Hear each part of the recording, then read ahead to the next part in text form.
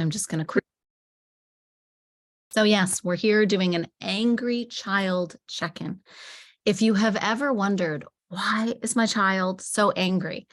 Or you're dealing with a child who is defiant, who says no, who kind of like does the whole eye roll or immediately crosses their arms whenever you ask them to do anything. This is a session that I want you to get because it can be absolutely exhausting, sometimes even terrifying, because you might think like, oh my gosh, my child is like this now at preschool. What are they going to be like in high school? What are they going to be like as a teenager when the hormones kick in? It's a good question. And the great news is that no matter when you start, you can make a shift. The bad news is that oftentimes really well-meaning parents are looking at the wrong solutions. They actually don't understand the problem well enough to get a solution that actually works for their child. So if you have a particularly spirited child, a stubborn child, what I know about them is they are super smart. So oftentimes they will be 5 steps ahead of you. And you're like, what? Or you finally try a new parenting tip where maybe it's a timeout, maybe it's a certain gift that you're giving them, a certain bribe that you're giving them, and it works. Maybe it works for a couple days, even a couple weeks, but then suddenly they're like, yeah, no, and it doesn't matter anymore. So then they're not cleaning their room or they're not remembering the dishes. So my goal as an educator and being here with you now is to really get you to think about your child, your situation, and what makes them tick. Because if you figure out really what makes them tick, then you'll be able to come up with a solution that really works. So let's jump right on in here.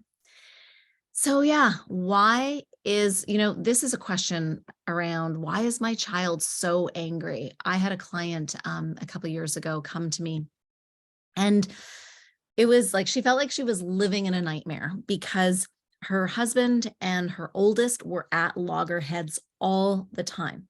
So family dinners were a pain in the royal butt. She was absolutely exhausted. Bedtimes were even worse. And her younger child was starting to pick up on it and starting to actually do what her older child was doing. So suddenly, not only was she dealing with one stubborn child, she was dealing with 2 in particular. The third one tended to be the child that did what they wanted.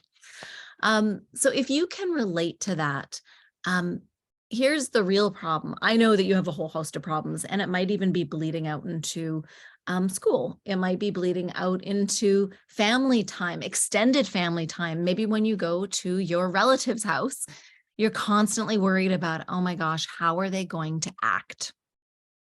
What am I going to have to do to make sure that they're behaving in a respectful way, that they're not ruining our entire family gathering or our family holiday? That mom I was talking about at the very beginning, one of the things that happened for them is they went on a family holiday, but their child refused to do any of the activities. They just dug their heels in and was like, leave me in the hotel room.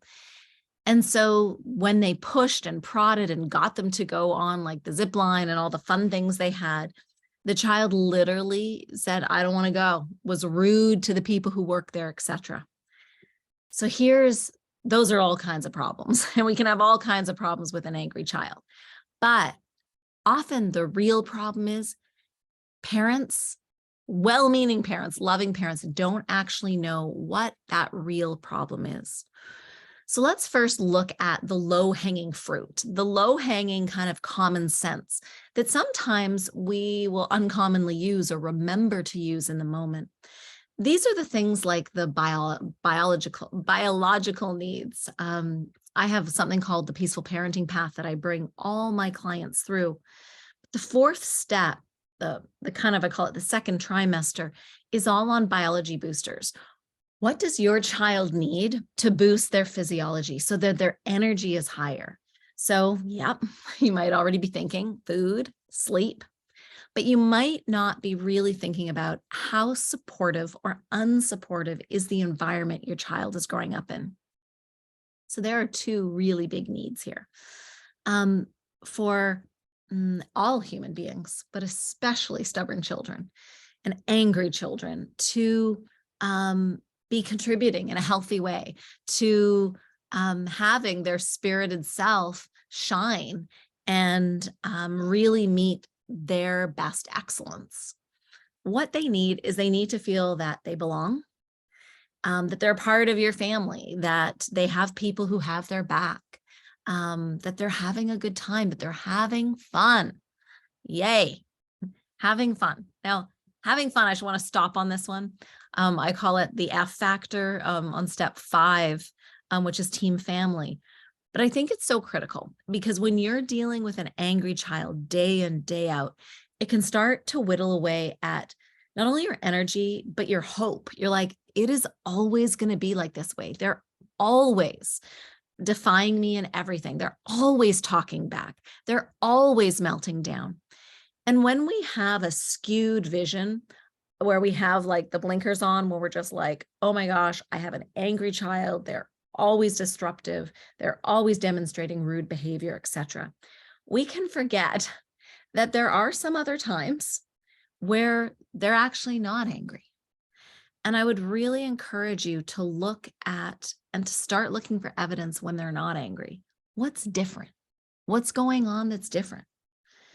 The other part of the fun is oftentimes we stop having fun. We stop putting our best foot forward. We stop initiating fun activities because it's so exhausting. But that's where the angry child cycle can keep going. It's like, you know, they're really mad. We're really mad at them. So we withdraw, we withhold. We definitely don't have fun. Here's the secret.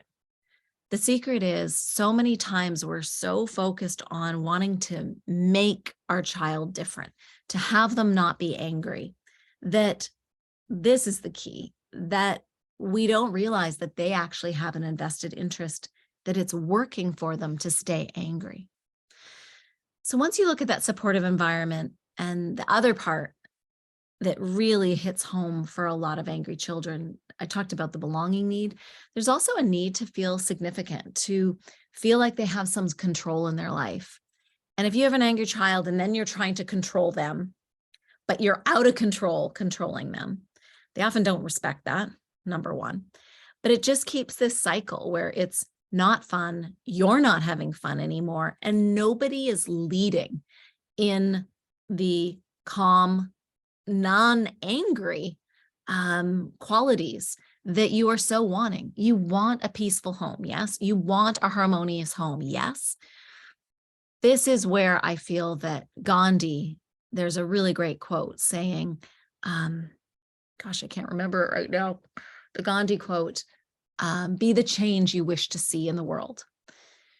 You know, if you have an angry child, I think one of the biggest, best solutions you can do is to be the change you wish to see in your child.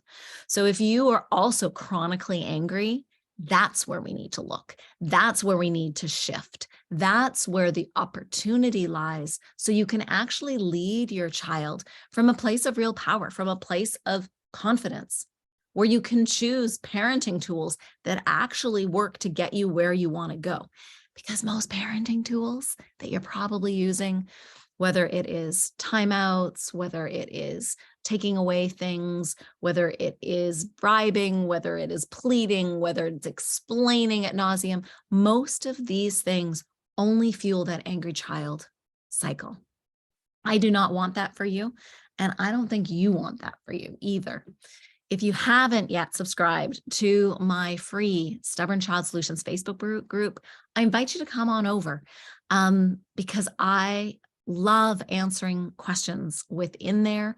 I love reaching out to my members, and I want to help you. If you are really ready for a change, if you're really ready to say, you know what, I'm tired of the angry child cycle, I want to connect, reach out to me, and I'd love to help you. Bye.